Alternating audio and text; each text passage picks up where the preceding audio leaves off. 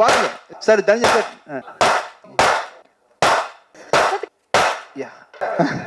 நிக்கிறேன் சார்.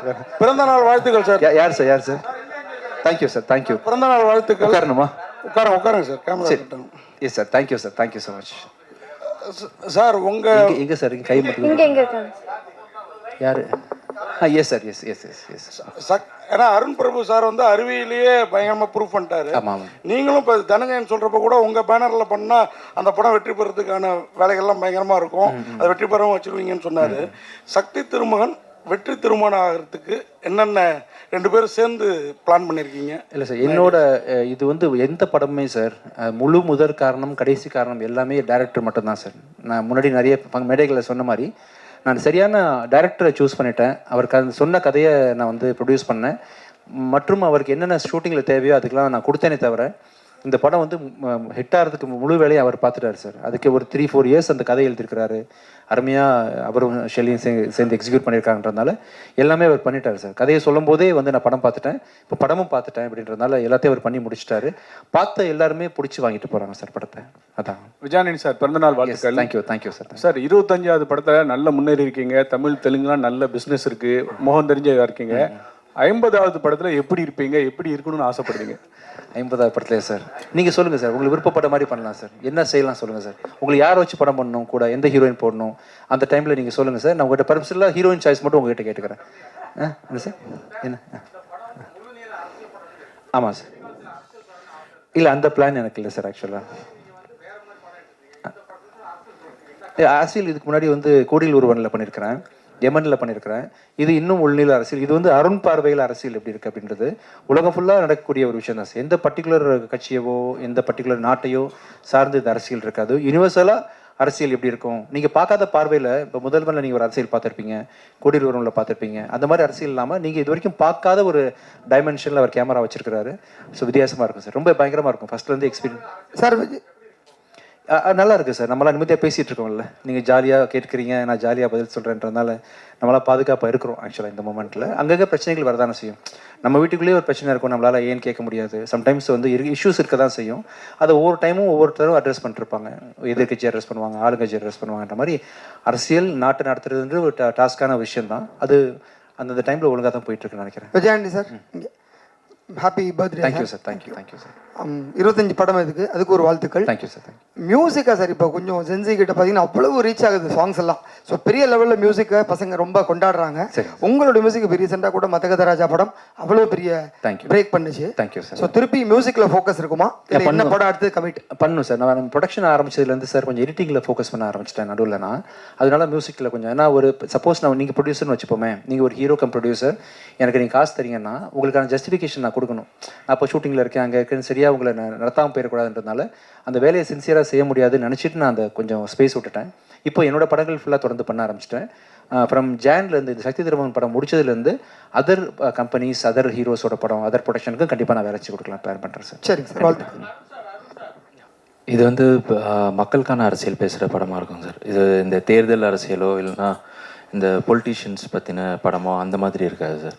இது ஸ்ட்ரெயிட்டாக பீப்புளுக்கான படமாக இருக்கும். எல்லாருமே ரிலேட் பண்ணிக்கிற மாதிரி ஒரு ரெலவெண்ட்டான மேட்டராக இருக்கும் சார். எனக்கு ஜென்ரலாக இந்த ராசி நம்ம மனசு எப்படி இருக்கோ அப்படி தான் சார் வாழ்க்கை அமையோன்னு நம்பிக்கை. அந்த ராசியில் நம்பிக்கை இல்லை. இன்றைக்கி கூட மார்கனோட 25ஆம் நாள் முன்னிட்டு அந்த ஆமைக்கு மாலை போடலான்னு மாலைலாம் கொண்டு வந்துருக்கோம். தம்பி ஆமைக்கு மாலை வச்சுருக்கீங்களாப்பா? ஆமாம் வந்துருச்சா? ஆமாம் வரலையா? இம்தியாஸுங்க, இம்தியாஸ்ட்டு கேளுங்க. ஆமாம் என்ன வச்சுருந்தோன்னு சார், அந்த அந்த நான் லாஸ்ட் டைம் சொல்லியிருந்தேன் இல்லையா, ஆமா பூந்த வேண்டும் அமீனா பூந்த வீடும் ஒருபடியாதுன்ற மாதிரி ஆமாம் மேலே பெரிய கலங்கத்தை வச்சுருந்தாங்க சொசைட்டி. அப்படி இருக்கக்கூடாதுன்னு சொல்லிட்டு நான் என்னோட எல்லா ப்ரொமோஷனுக்குமே ஆமையை ஃப்ரண்ட்டில் வச்சு தான் பண்ணேன். மார்கன் பார்த்தீங்கன்னா 25 இயர்ஸ் ஓடி இருக்குது. ஸோ அந்த ஆமைக்கு தேங்க்ஸ். ஆமாம் வந்துருச்சாப்பா, கொண்டு வந்துருங்கப்பா சார், கேட்டதை ஒட்டி அப்படியே மாலை போட்டுடலாம். ஸோ அப்படி தான் சார் என்னோட எண்ணங்களில் வந்து இத்து இந்த ஆமை இதெல்லாம் பூனெல்லாம் பெரிய மேட்டரே கிடையாது சார். நம்ம மனசு எப்படின்றது தான். அப்படின்றதுனால இந்த சக்தி திருமகன் அது ஆக்சுவலாக இந்த இத்து போட்டது வந்து இது டேரக்டர் தான். ஏன் இத்து போட்டிங்க? இலக்கணப்படி இத்து வரணும். அதான் சார் எனக்கு வந்து நீங்களா இருக்கீங்களா சார், எனக்கு என்ன ஆயிரும் சொல்லுங்கள் சார். டாக்டர் அருண் பிரபு வந்து இங்கே சார். Yes sir.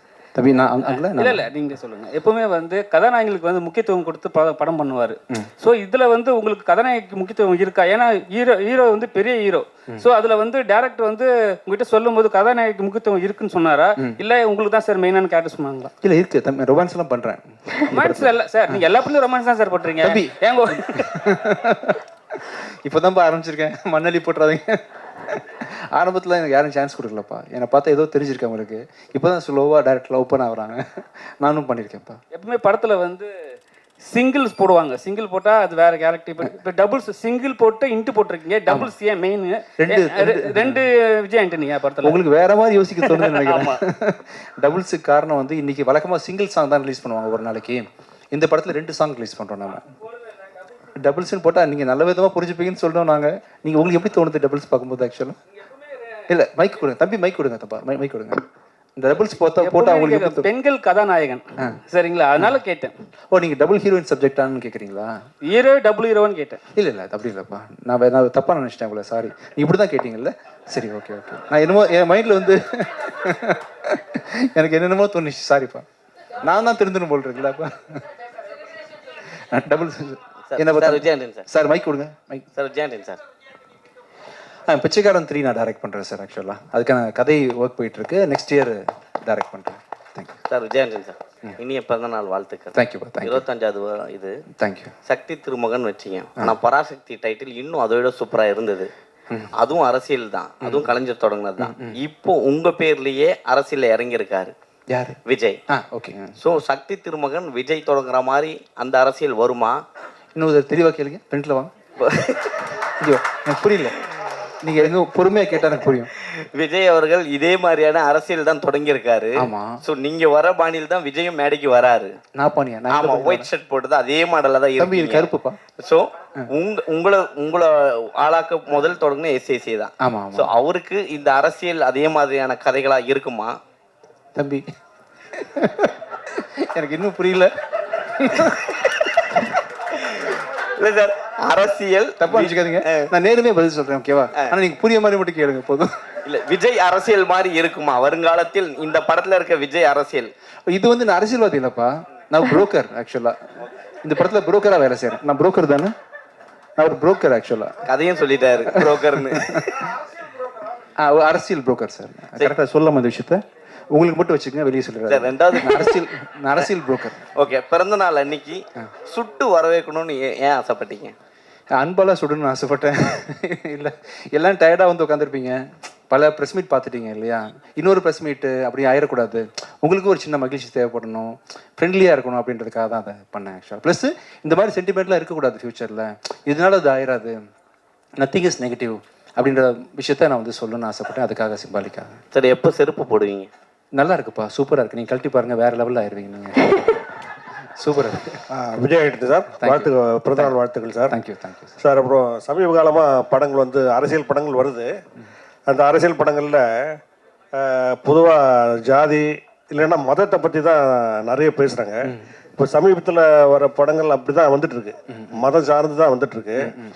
இந்த படத்துக்கும் சக்தி திருமகன் அப்படின்ற டைட்டில் தான் வச்சிருக்கீங்க. இது பார்த்தா ஒரு ஆன்மீக டைட்டில் மாதிரி தெரியுது, அரசியல் படம் சொல்லி சொல்றாரு. இதுல எந்த அரசியல் வந்து பேசுது? அவர் சமூக அரசியல் பொதுவாக தான் சொல்றாரு சார். அது முஸ்லீம்களுக்கு எதிராக இருக்குமா, இல்லை கிறிஸ்டியனுக்கு எதிராக இருக்குமா, யாருக்குமே இல்லை யாருக்கு எதிரான ஒரு படமா இருக்குமா? எந்த மாதிரி அரசியலை பேச போகுது? மக்களோட அரசியல் பேசுறாங்க சார். ஆக்சுவலாக நாட்டில் என்ன நடக்குது ஜென்ரலி அப்படின்ற மாதிரி மக்களோட அரசியல் பேசக்கூடிய கதையாக இருக்கும். நீங்கள் மேபி அருண் பிரபு கரெக்டாக சொல்வார் அதுக்கு. சொல்லுங்க நீங்களே.